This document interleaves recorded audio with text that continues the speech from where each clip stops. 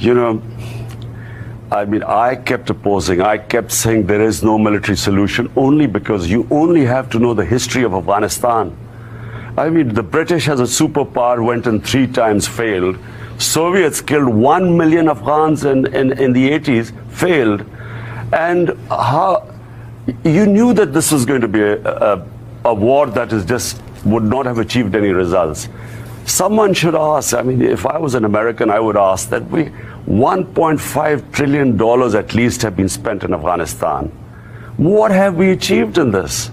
And then I hear some people saying that, you know, actually, no, we should sort of keep the military or keep this going.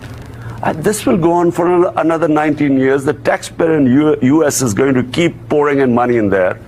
While the U.S. was pouring money in Afghanistan in this futile war, the Chinese were developing first world infrastructure, and you just have to go to China to see the way their infrastructure is. And I'm in New York, and I'm watching the car bumping around here. That money was wasted. You know, you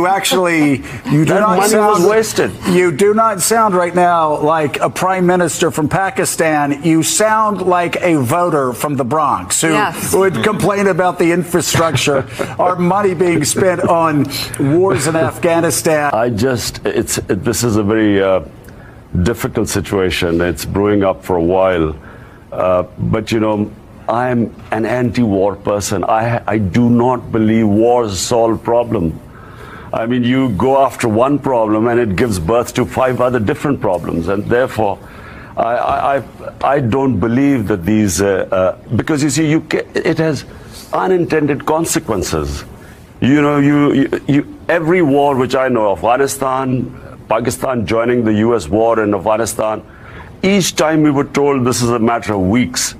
And, you know, in Pakistan, we lost 70,000 people died in this war on terror when we participated. And Musharraf told us, our general, that it's only a matter of weeks. So war with Iran is very complex. Once it starts, you know, no one knows where it's going to go. And so therefore, always conflicts should be avoided. Always. Mr. Prime Minister, Joe Scarborough here. The United States and Pakistan, of course, as you know better than anybody, we have had at times a tumultuous relationship. The Pakistanis have believed through the years that Americans have been unreliable partners. We have not followed through on weapons deals.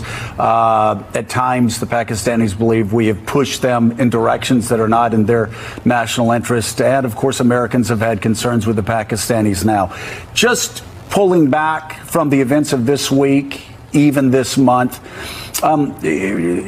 give us, if you will, your best read on U.S.-Pakistani relations right now. Are we in a better place today than we were, say, 5-10 years ago?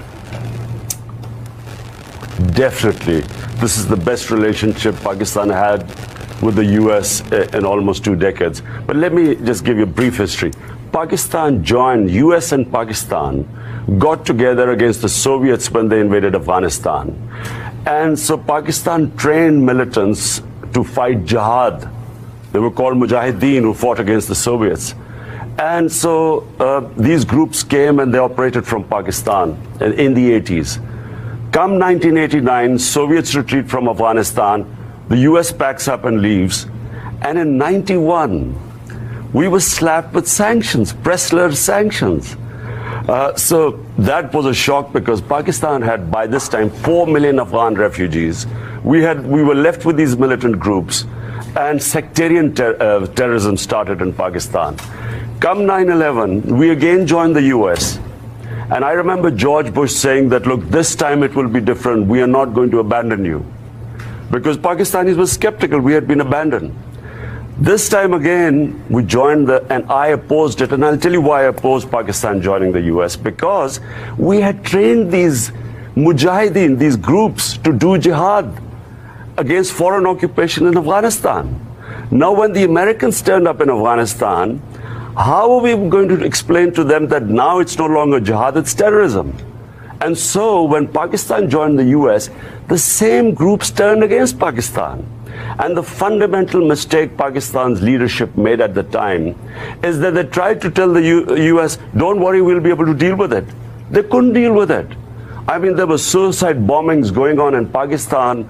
Our GHQ was attacked, our army, our commandos, our ISI. At one point, we actually thought we were going down. And so, US kept putting pressure on Pakistan to help them more.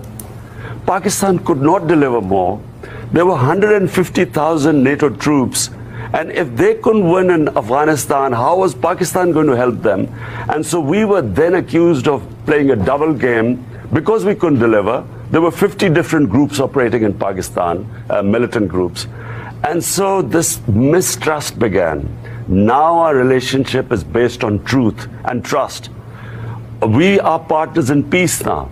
And so there's trust, and that's how the relationship should have been. If I was the Prime Minister, I would have said, look, Mr. Bush, we cannot deliver. We have these groups trained, and how are we going to, the moment we join them, we lose leverage on them, and they'll turn against us.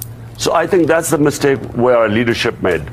And what advice have you given President Trump about Afghanistan, a war that many Americans have grown tired of 18 years later?